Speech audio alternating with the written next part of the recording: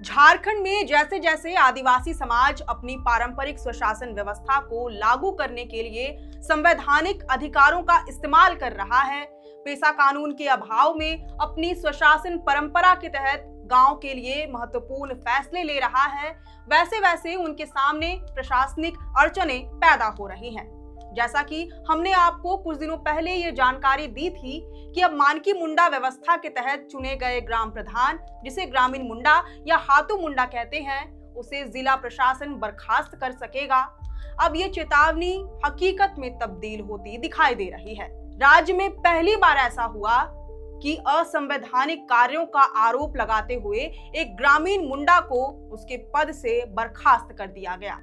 अब क्या है ये पूरा मामला? आखिर क्यों एक हाथू मुंडा को पद से हटाया गया? क्या था उसका कसूर? और सबसे अहम सवाल, क्या वाकई जिला प्रशासन के पास ग्रामीण मुंडा या हाथू मुंडा को हटाने का अधिकार है? इन सब पर चर्चा करेंगे आज के इस वीडियो में। सबसे पहले जोहार, आप देख रहे हैं लोकतंत्र 19 और मैं हूं आपके साथ अंशु। दरअसल ये मामला पश्चिमी सिंहभूम जिले का है, जहां के डीसी चंदन कुमार हैं। उन्होंने चक्रधरपुर के गुलकेड़ा पंचायत अंतर्गत चिरुबेड़ा मौजा के बागुन जामुदा नामक ग्रामीण मुंडा के विरुद्ध दंडात्मक कार्रवाई की, क्योंकि बागुन जामुदा के ऊपर असंवैधानिक काम करने के आरोप लगे। इस वजह से डीसी चंदन कुमार ने उन्हें हाथू मुंडा के पद से बर्खास्त करने का आदेश जारी कर दिया। यह घटना बीते शुक्रवार 11 जुलाई की है, जब डीसी कार्यालय परिसर में न्यायिक कार्य दिवस संचालित हो रहा था।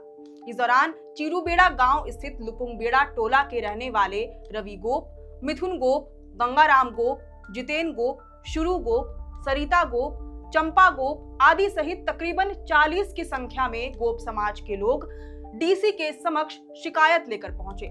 इसमें बच्चों से लेकर बुजुर्ग सभी शामिल थे। इन लोगों की शिकायत चिरुबेड़ा मौजा के हाथू मुंडा बागुन जामुदा द्वारा असंवैधानिक कार्यशैली अपनाने को लेकर थी। उन्होंने बताया कि चिरुबेड़ा के गोप परिवारों का सामाजिक बहिष्कार कर दिया गया है।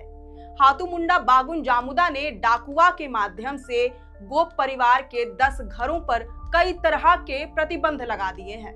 इस वजह से उन्हें शारीरिक और मानसिक प्रताड़ना झेलनी पड़ती है। उन्हें अपनी मूलभूत जरूरतों जैसे राशन, पानी, यहाँ तक कि शौच के लिए भी दूसरे गांव जाना पड़ता है। गांव के लोग उन्हें लगातार धमकियां दे रहे हैं और उन्हें गलत दृष्टि से देख रहे हैं। और तो और इन प्रतिबंधों का उल्लंघन करने वाले 3 लोगों पर 5 से 10,000 रुपए तक का जुर्माना भी लगा दिया गया है। गोप परिवार ने डीसी ऑफिस पहुंचकर उपायुक्त चंदन कुमार से मामले में इन प्रतिबंधों को हटाने और उनके मौलिक अधिकार वापस बहाल करने की मांग की।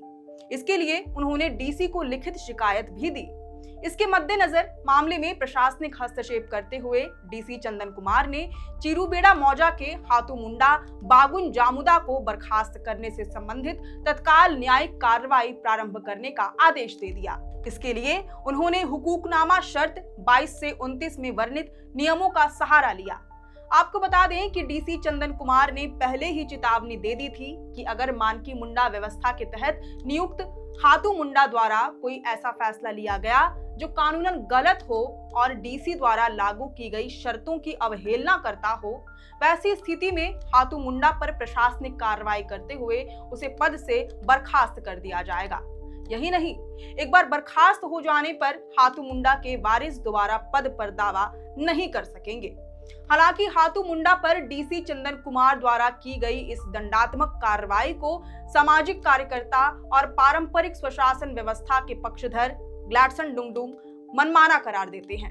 उन्होंने इस मामले में लोकतंत्र 19 से बातचीत करते हुए कहा कि बेशक चिरुबेड़ा मौजा के हाथू मुंडा द्वारा गांव के 10 गोप परिवारों के सामाजिक बहिष्कार का फैसला गलत है, इसकी कड़ी निंदा होनी चाहिए, मगर पारंपरिक स्वशासन व्यवस्था के तहत चुने गए ग्रामीण मुंडा को पद से बर्खास्त करने का अधिकार सरकार या प्रशासन को नहीं है।